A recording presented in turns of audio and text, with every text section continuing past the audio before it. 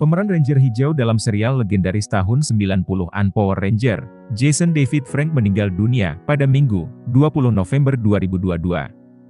Kepergian aktor 49 tahun itu dibenarkan oleh pihak keluarga Jason David Frank. Meski demikian belum diketahui pasti penyebab meninggalnya ayah dari 4 orang anak ini. Keluarga meminta agar publik menghargai privasi mereka.